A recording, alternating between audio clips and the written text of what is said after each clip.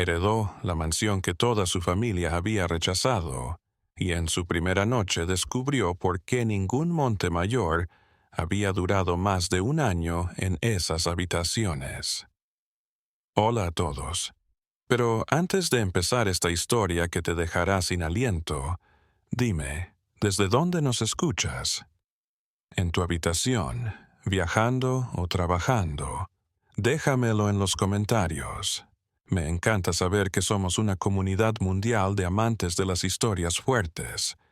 Y si aún no lo has hecho, suscríbete al canal y actívala. Campanita, porque créeme, cuando veas lo que encontró Clara en esa mansión, querrás estar presente en cada historia que traigamos, porque así como Clara no pudo darle la espalda a su herencia, tú no podrás dejar de escuchar hasta el final. Ahora sí, agárrate. Esta es la historia de Clara Montemayor y la mansión que devoró a su familia. El notario había repetido la frase 3 veces, como si Clara no entendiera bien el catalán. Señorita Montemayor, ¿es usted la única heredera viva? La tierra es suya por nacimiento. Clara miraba el papel sobre el viejo escritorio de la notaría de San Cugat del Vallés. Afuera, el sol de octubre de 1892 iluminaba las calles adoquinadas, pero dentro de esa oficina el aire parecía pesado, casi irrespirable. El notario, un hombre de unos 60 años, bigote canoso y manos temblorosas, esquivaba su mirada al indicar las condiciones de la herencia. «Debo advertirle», dijo el hombre acomodándose las gafas. «Redondos, que nadie del pueblo querrá ir con ella.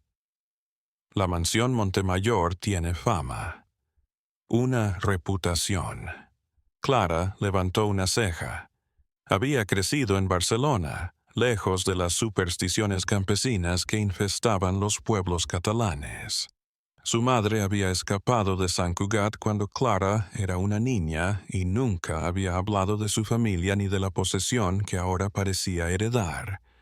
El notario carraspeó. Los nativos afirman que no ha habitado en ella ningún Montemayor más de un año sin que nada malo pase. Clara se rió secamente. ¿Y usted cree en esas cosas? El hombre no respondió. Se puso en pie y fue a la ventana que daba a la plaza del pueblo. Unas mujeres vestidas de negro y con pañuelos oscuros corrían con cestas en las manos. No es lo que creo, señorita, es lo que he visto. Su tío abuelo, Ramón Montemayor, se mudó allí hace 12 años. Lo encontraron muerto 6 meses después. Su prima tía Montserrat intentó vender la casa hace 5 años. Se fue antes del primer invierno. Un escalofrío recorrió la espalda de Clara, pero se obligó a mantener la calma. Trágicas coincidencias, por supuesto. Pero no voy a permitir que cuentos de pueblerinos me despojen de mi herencia. El notario suspiró y volvió a su mesa. Sacó una llave vieja de hierro forjado de un cajón y la empujó sobre la mesa. Entonces toma esto. La casa queda 5 kilómetros al norte por el camino de viñedos abandonados. Buena suerte, señorita. Montemayor. El carruaje alquilado resonaba sobre el camino polvoriento. Clara había contratado a un cochero del pueblo de al lado, uno que no conocía la historia de los Montemayor.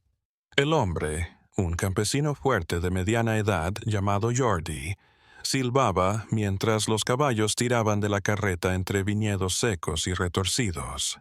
¿Sabe quién trabajaba estas tierras?, preguntó Clara, mirando el mar de vides muertas que se extendía hasta donde la vista alcanzaba. Apariencia. Los Montemayor, supongo, respondió Jordi sin apartar la vista de la carretera.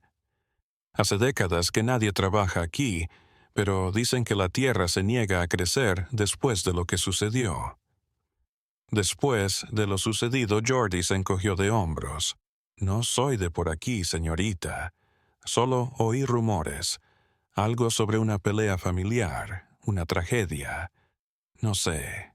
Antes de que Clara pudiera decir algo más, el carruaje giró en una curva y la mansión se alzó ante ellos como un monstruo de piedra emergiendo de la bruma del crepúsculo. Era mucho Samhain. Más de lo que Clara había imaginado.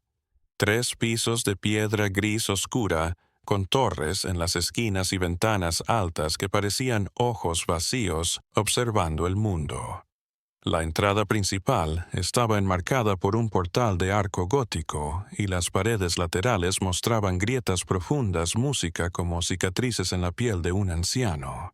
Un portón de hierro oxidado cerraba el paso con el escudo de armazor apenas visible bajo décadas de óxido, un león rampante y una vida entrelazada. Geordie detuvo el carruaje. Bruscamente.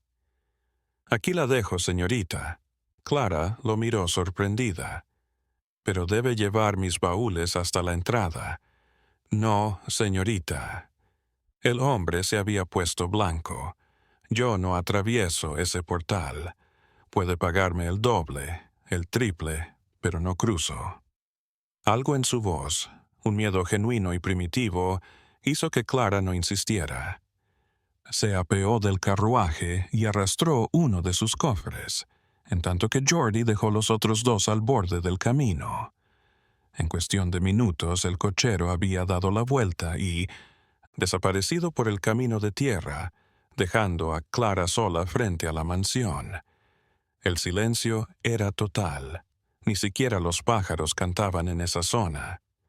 Clara empujó el portón que crujió con un sonido agudo y desagradable, como huesos rompiéndose. El patio interior estaba lleno de maleza seca y hojas muertas de años. Una fuente circular en el centro, agrietada y vacía, mostraba la estatua de una mujer con las manos extendidas hacia el cielo como si suplicara ayuda. Clara avanzó hacia la puerta principal, la llave de hierro pesada en la mano. Al introducirla en la cerradura, el mecanismo rechinó, pero cedió. La puerta se abrió lentamente, mostrando un pasillo oscuro y polvoriento. El interior olía a humedad, madera vieja y algo más, algo que Clara no podía identificar. Una especie de dulzura pútrida como flores marchitas mezcladas con cobre. Una escalera de mármol subía en espiral hacia los pisos superiores y a ambos lados se extendían pasillos largos con puertas cerradas. Las paredes estaban llenas de fotografías familiares, generaciones de Montemayor que la observaban con expresiones severas y ojos que parecían seguir cada uno de sus movimientos. Reconoció algunas características en esas caras: la mandíbula firme de su madre, los ojos oscuros que ella misma había heredado. Clara dejó su baúl en el vestíbulo y comenzó a explorar. La sala principal tenía muebles cubiertos con sábanas blancas, fantasmas de una vida que alguna vez existió aquí. El comedor tenía una mesa larga para 20 personas con candelabros, de plata recubiertas de cera seca y telarañas.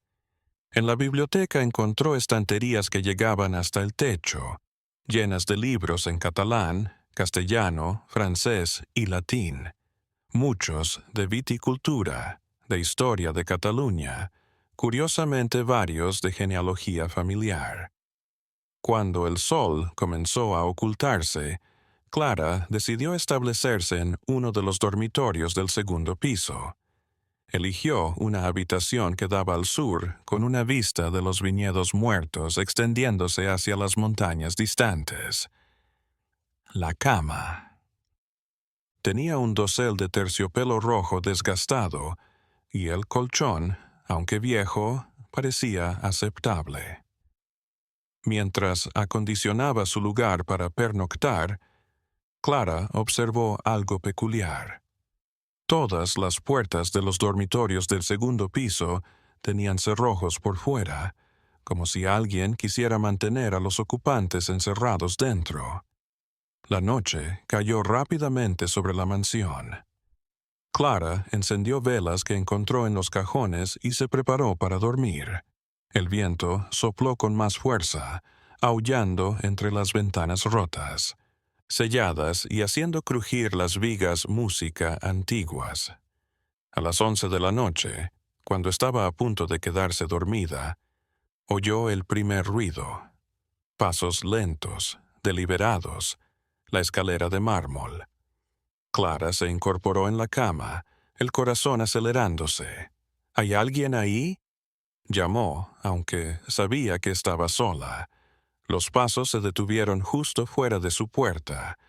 Luego, con un chirrido lento y prolongado, el picaporte comenzó a girar. Clara se detuvo, con el picaporte en la mano. De girar.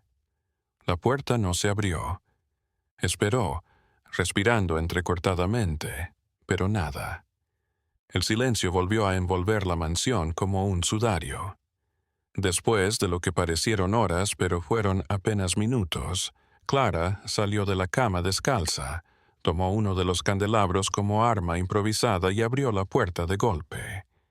El pasillo estaba vacío. Las sombras danzaban en las paredes con la luz de su vela, pero no había nadie. Clara recorrió el pasillo, revisando cada puerta, cada sombra. Nada, nada en absoluto. Las casas viejas hacen ruidos, se dijo a sí misma intentando calmar los latidos desbocados de su corazón. Es solo el viento, la madera asentándose. Pero en el fondo sabía que no era cierto. Aquellos pasos habían sido reales, intencionales. Alguien o algo había subido esas escaleras. Decidió no volver a dormir. En vez de ello, descendió a la biblioteca con su candelabro. Si iba a estar despierta toda la noche, al menos investigaría sobre su propia familia. Necesitaba entender qué había sucedido realmente en esta mansión. Los libros de genealogía estaban organizados meticulosamente, música, en un estante separado.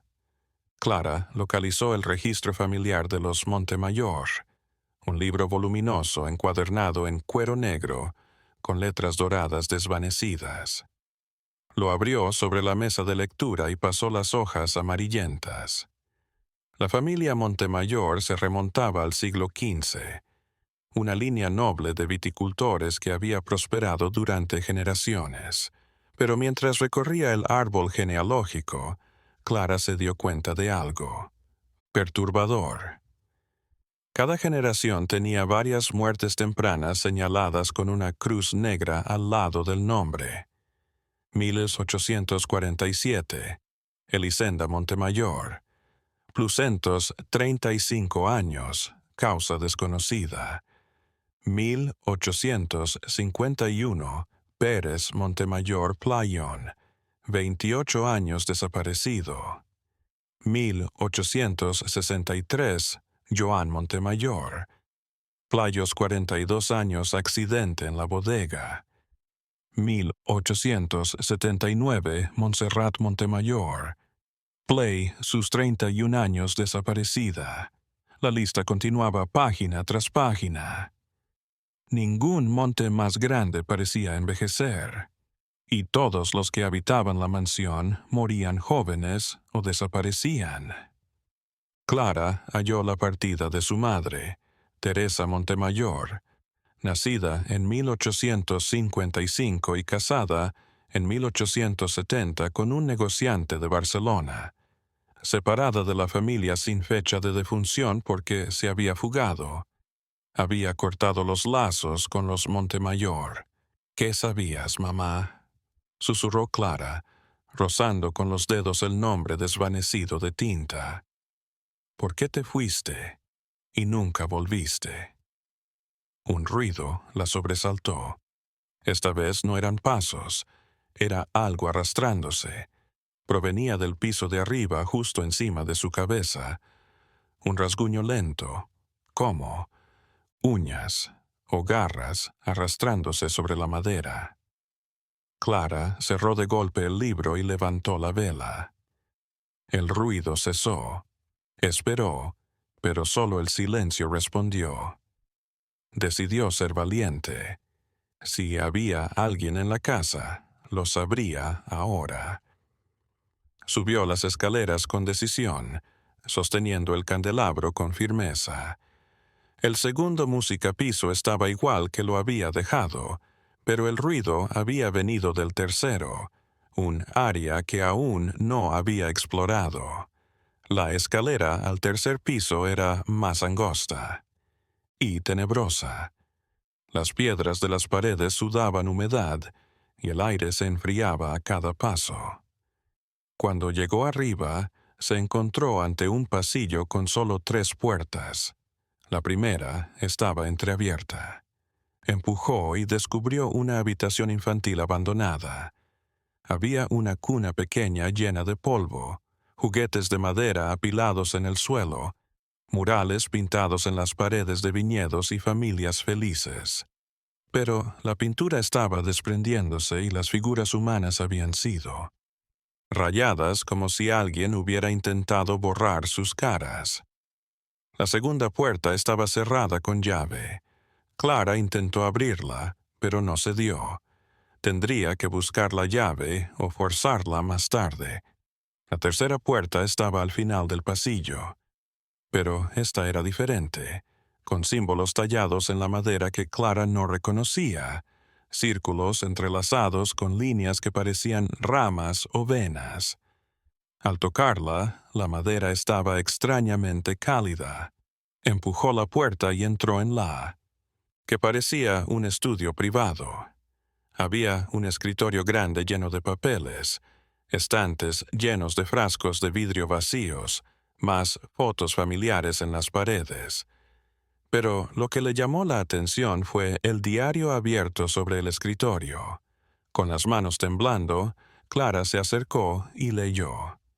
La escritura era hermosa, aunque vacilante en algunos puntos. 15 de marzo de 1880. Ya no puedo mentirme más. La maldición existe. No es superstición de palurdos ignorantes. Está en nuestra sangre, se hereda. Generación. Los que intentan abandonar a la familia enferman y mueren.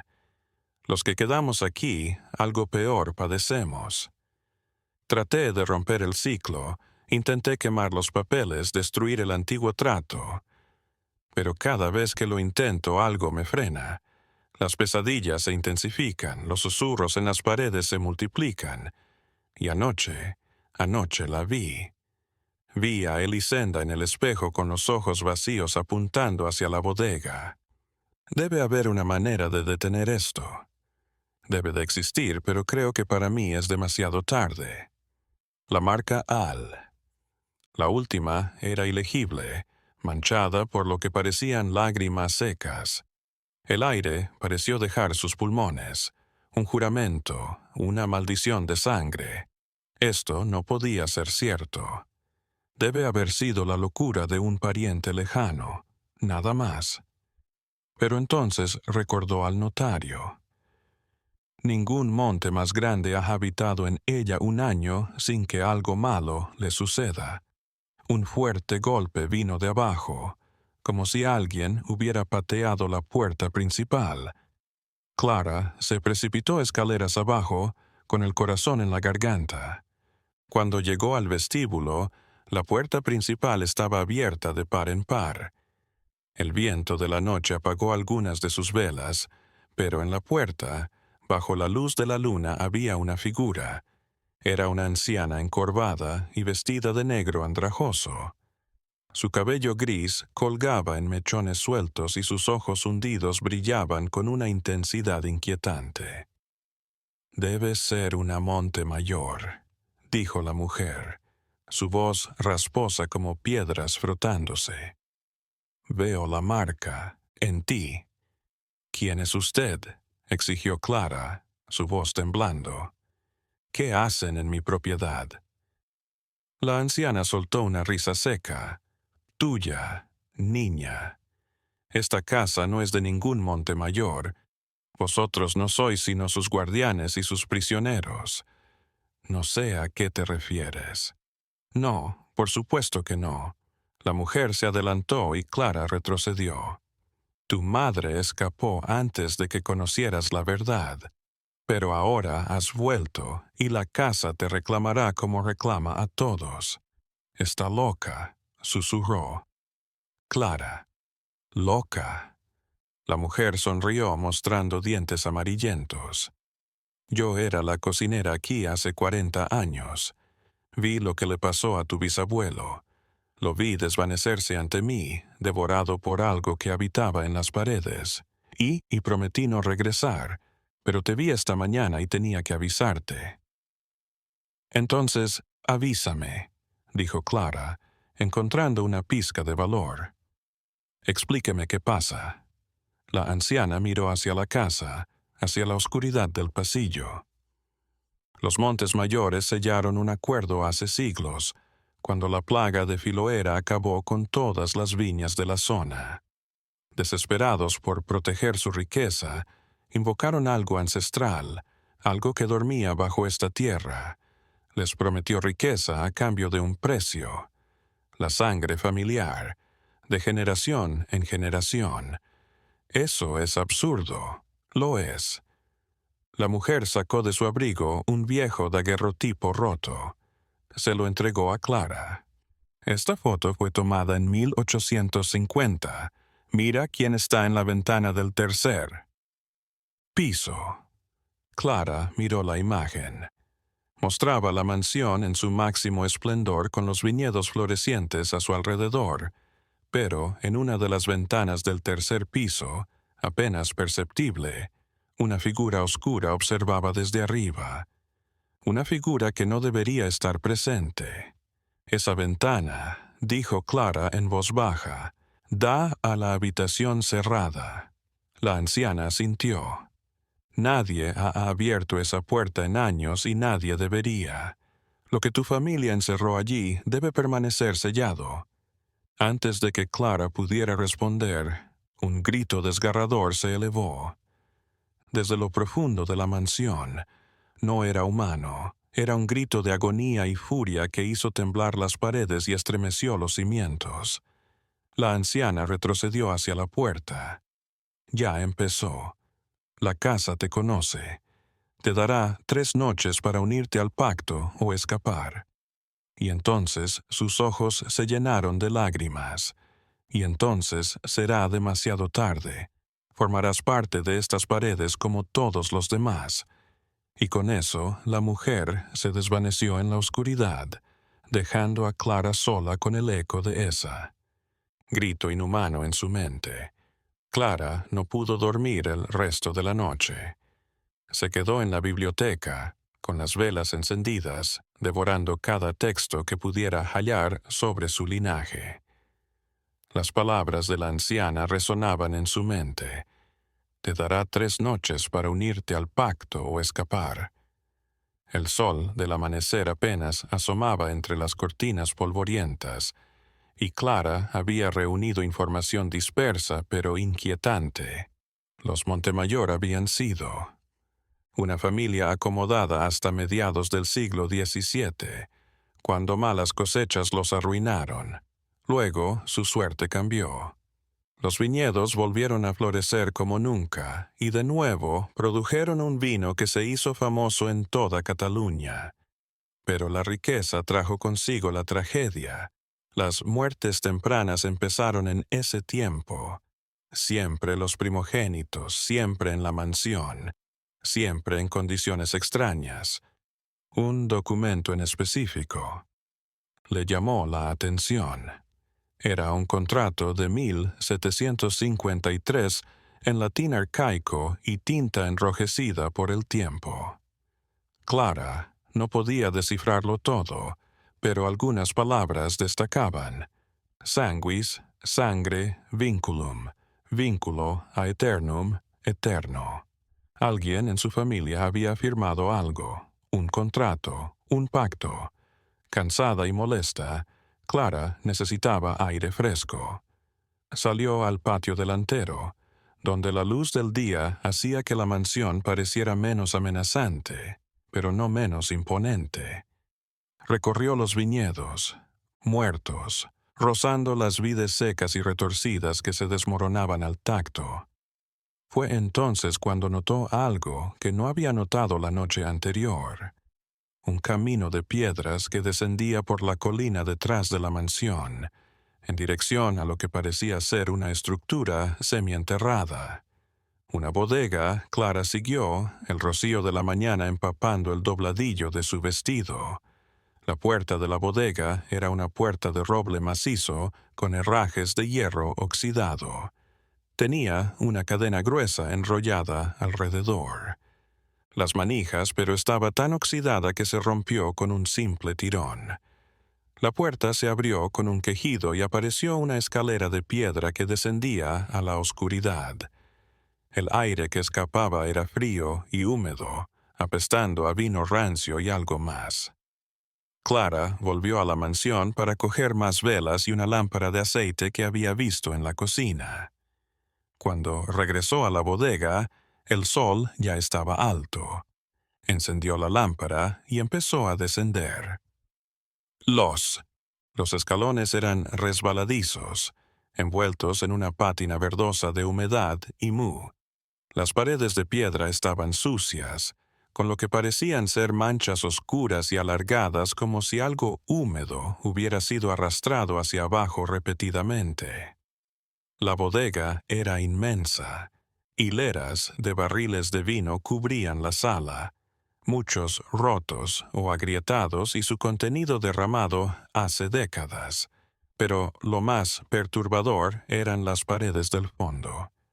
Estaban llenas de grabados parecidos a los que Clara había visto en la puerta del tercer piso. Círculos, líneas entrelazadas, símbolos que parecían latir con vida propia en la luz vacilante de su lámpara. En el centro de la habitación, algo hizo que Clara se detuviera en seco: un altar de piedra cubierto de oscuridad. Sobre el altar había velas negras derretidas en charcos de cera.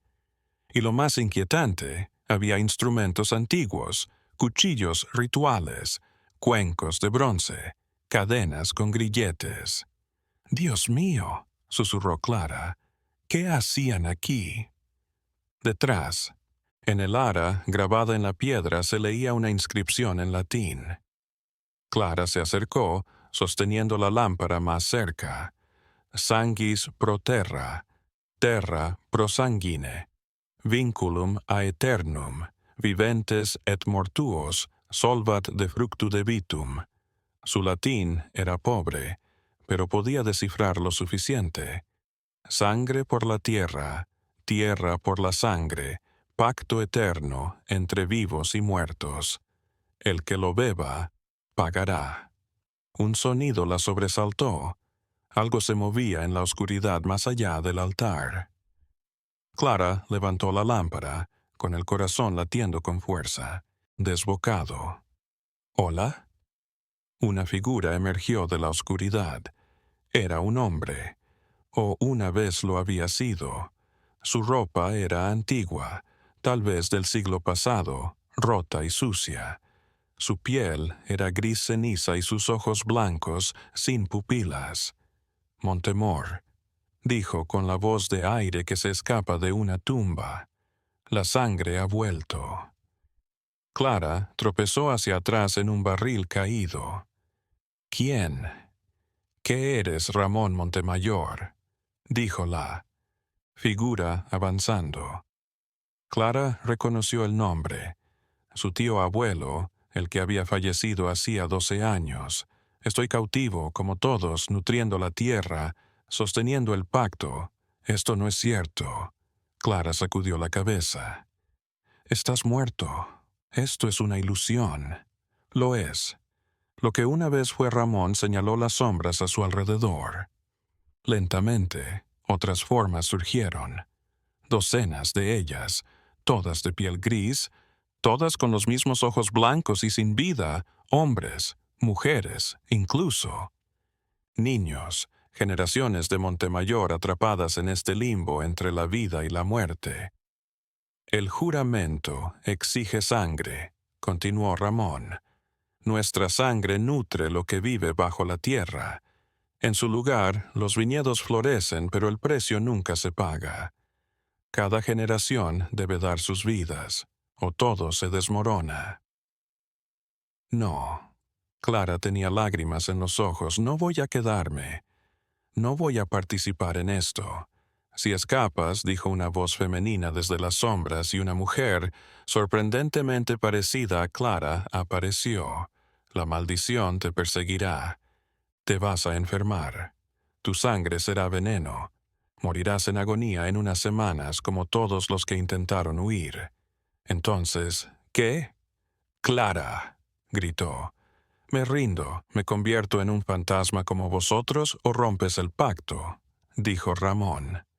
Y por un instante, algo parecido a la esperanza se encendió en sus ojos muertos. Debe haber una manera.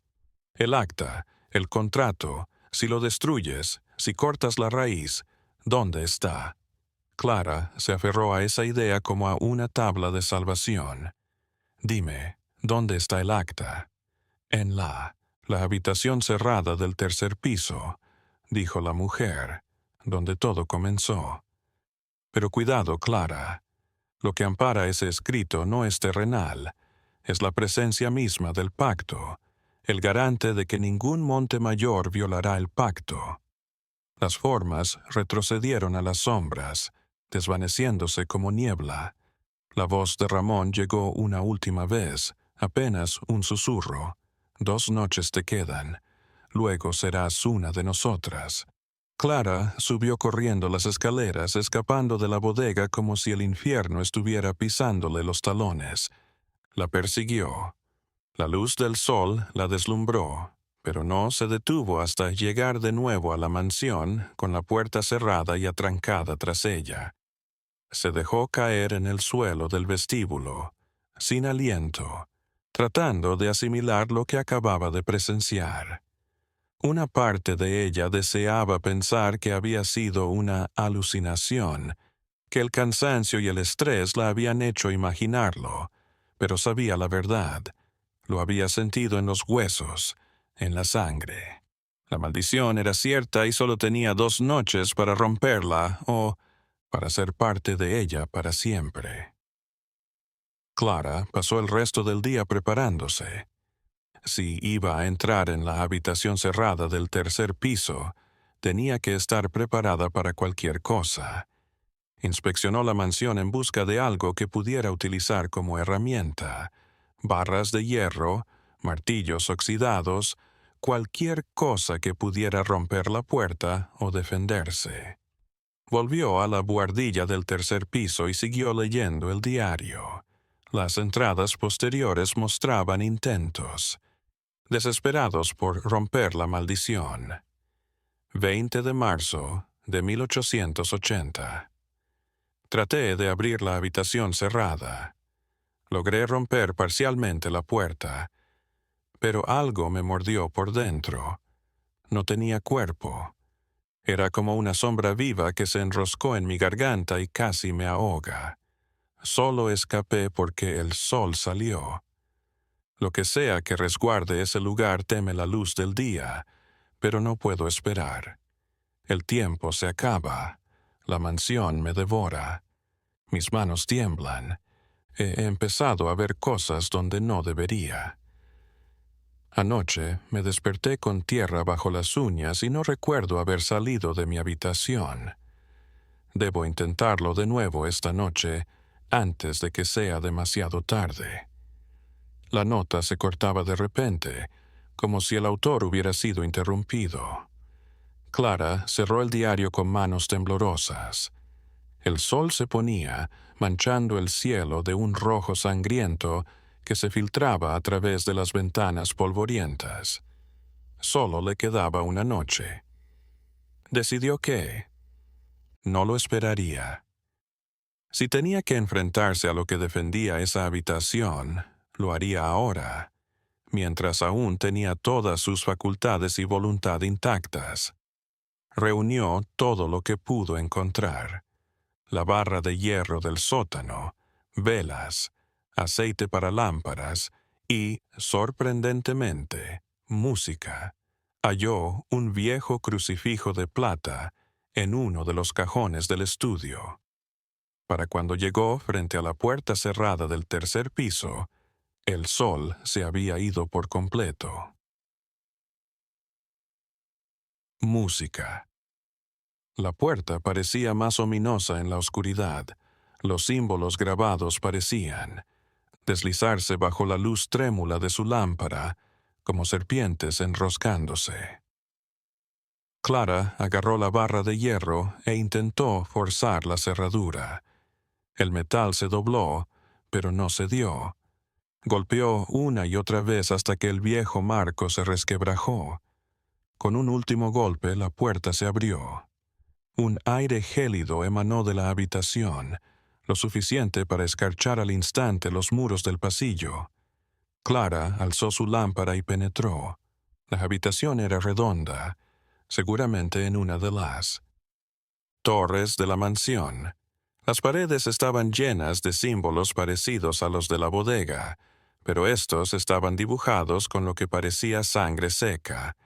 En el centro había un pedestal de piedra y sobre él un cofre de madera oscura adornado con plata. El acta debía estar presente. Clara se acercó al cofre, pero apenas dio 3 pasos, las velas de la habitación se encendieron solas, arrojando una luz antinatural y verdosa, y entonces lo vio. Una figura se materializó frente al pedestal, no como los fantasmas grises que había visto en la bodega. Esto era diferente, más firme, más real.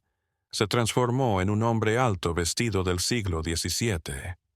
Pero su cara estaba llena de furia y dolor, sus ojos ardiendo con fuego rojo infernal. Montemayor, dijo con la voz resonando en las paredes, ¿crees que puedes borrar lo que tu familia construyó? ¿Crees que puedes romper un juramento de sangre y voluntad? No, tengo elección, respondió Clara, sorprendida de la firmeza de su propia voz.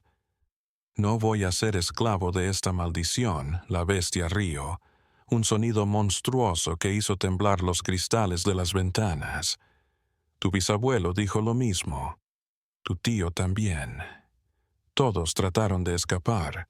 Todos lo rompieron y todos abonan la tierra. Entonces, déjame intentarlo. Clara alzó el crucifijo. La entidad se echó hacia atrás, frunciendo el ceño. Símbolos. Cristianos. Escupió. Qué lamentable. Esto es más viejo que tu Dios carpintero. Esto emana de la tierra, de las raíces que bebieron sangre cuando el mundo era joven. Pero Clara se dio cuenta de algo. La cosa se había retirado. El crucifijo tenía cierto poder, pero no absoluto. Dio un paso más hacia el pedestal. La cosa rugió y la habitación se estremeció. Los símbolos en las paredes se iluminaron en rojo. De entre las sombras de las esquinas emergieron más palabras, susurrando en idiomas que Clara no reconocía. ¿Sabes lo que pasará si rompes el pacto?, dijo la entidad. Su voz ahora más tranquila, más sensual. Toda tu familia, todos los que murieron por el pacto, desaparecerán. No tendrán paz, no tendrán descanso. Simplemente dejarán de existir, borrados de la realidad. Clara se detuvo. Era verdad. Borrar del mapa a sus antepasados era preferible a seguir con este ciclo atroz. Mienten. Una voz se elevó. Detrás de ella, Clara se volvió y allí estaba la forma fantasmal de su tío abuelo, Ramón. No les creas, ya no estamos aquí. Solo somos ecos cautivos. Destrúyelo, música. Clara, libéranos. El ser del pedestal gruñó y extendió una mano hacia Ramón, quien se desvaneció al instante con un grito de dolor, pero le dio a Clara la apertura que necesitaba. Corrió hacia el pedestal y abrió el cofre. En su interior había un viejo pergamino amarillento, escrito en latín y manchado con lo que parecía ser sangre. Era sangre, sin duda. Abajo, firmas, docenas de ellas, generaciones de Montemayor que habían reafirmado el juramento. No, gruñó la entidad, abalanzándose sobre ella. Clara alzó el crucifijo con una mano mientras destrababa el pergamino del cofre con la otra. La cosa se estrelló a centímetros de ella, pero empujó. Sus manos extendidas como garras, acercándose a pesar del crucifijo. No puedes destruirlo, Siseo. Es parte de ti. Está escrito en tu sangre. Clara observó el papiro, buscando la manera de destruirlo. Quemarlo, no. El fuego mágico probablemente solo lo escudaría. Rómpelo. Música, demasiado fácil. Entonces vio algo.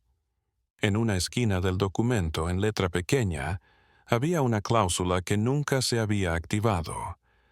El acuerdo, música, puede romperse con el sacrificio del último heredero, su sangre derramada no para alimentar la tierra, sino para cerrar la herida abierta hace siglos. Clara captó. Para romper la maldición tendría que entregar su vida. Clara sujetó el pergamino con manos temblorosas, tratando de asimilar lo que acababa de leer. El guardián empujaba contra la barrera invisible del crucifijo, acercándose más y más, sus dedos largos casi tocando su rostro. ¿Lo ves ahora?, dijo la cosa, sonriendo cruelmente. No hay salida. Puedes morir y liberar a tu familia en un mártir olvidado. O puedes vivir, aceptar el trato y extender la línea Montemayor por una generación más. Elige. Clara se apartó del pedestal, presionando el documento contra su pecho. Su cerebro giraba. Tenía que haber otra manera. Siempre había una manera. Bajó corriendo las escaleras a la biblioteca, el guardián apareciendo detrás de ella en las sombras, siguiéndola como una sombra susurrante. En la biblioteca, Clara se puso a hojear los libros de derecho antiguo y textos en latín que había hojeado anteriormente. ¿Qué haces?, se rió la voz. Está buscando una laguna en un contrato mágico. Qué ingenua. Pero Clara recordaba haber leído en uno de los periódicos que el primer pacto se había realizado porque los Montemayor estaban en bancarrota, pero no habían firmado todos, solo los varones que poseían la tierra. Buscó como loca el árbol genealógico. Lo abrió de nuevo y comenzó a seguir la línea familiar, los nombres. De las esposas de los hombres Montemayor, no de las hijas. Su madre, Teresa Montemayor. Había nacido en Montemayor, pero su abuela Clara recorrió con el dedo la hoja hasta encontrarlo. Su abuela había sido Agnès Villanova antes de casarse con un Montor, y aunque llevaba el apellido Montemayor por parte de madre, no era propiamente una heredera por línea paterna. Su padre había sido un tratante sin título ni posesión. Una idea descabellada empezó a rondar por su mente. El acuerdo declaró en. Gritó, volviéndose hacia la sombra que acechaba en las esquinas de la biblioteca, firmado por los legítimos herederos del Montemayor. Los amos de las tierras y viñedos. La entidad se hizo más corpórea, su rostro mostrando algo parecido a la preocupación por primera vez. «Soy una mujer», continuó Clara, mientras la comprensión se convertía en certeza. «Y aunque recibí la mansión en herencia, fue a través de mi madre que escapó. Técnicamente, la línea directa de». Herederos varones terminó hace décadas. Yo no estoy sujeta al pacto original. Mentiras, gruñó la cosa. Tu sangre es Montemayor. Basta. Lo es. Clara sostuvo el pergamino frente a ella, descifrando el texto en latín con mayor atención. Aquí dice, herederos legítimos de la casa Montemayor por parte de padre. Yo no soy eso. No legalmente. No en las reglas que ustedes mismos crearon. La habitación se agitó. Los libros se desplomaron de estantes. El guardián se expandió, su forma volviéndose monstruosa, con múltiples brazos y rostros gritando. No puedes hacer esto. El acuerdo debe seguir. El trato está roto, dijo Clara y lentamente rasgó el pergamino. El guardián se abalanzó sobre ella, pero esta vez no había crucifijo que lo detuviera. Sintió manos heladas cerrándose en su garganta, levantándola del suelo. Su vista comenzó a nublarse mientras rasgaba el documento una y otra vez, hasta que se desplomó en el suelo de mármol. Al caer la última pieza al suelo, una luz blanca y cegadora emanó del pergamino. El guardián lanzó un grito agonizante que hizo añicos los cristales de las ventanas. Clara se desplomó en el suelo, jadeando, mientras la entidad se retorcía y se disolvía. «Esto no ha terminado», gritó la cosa mientras se desvanecía. «Siempre habrá oscuridad en esta tierra, siempre habrá». Y entonces se desvaneció. El silencio que siguió fue sepulcral. Lara se quedó en el suelo, jadeando, esperando que algo más sucediera, pero nada lo hizo. Se levantó lentamente. La casa se sentía diferente. El aire sofocante se había ido. Ya no tenía la sensación de estar siendo observada. Las sombras en las esquinas eran solo sombras. Volvió a subir al tercer piso, a la habitación del pedestal. El cofre estaba vacío, sin poder.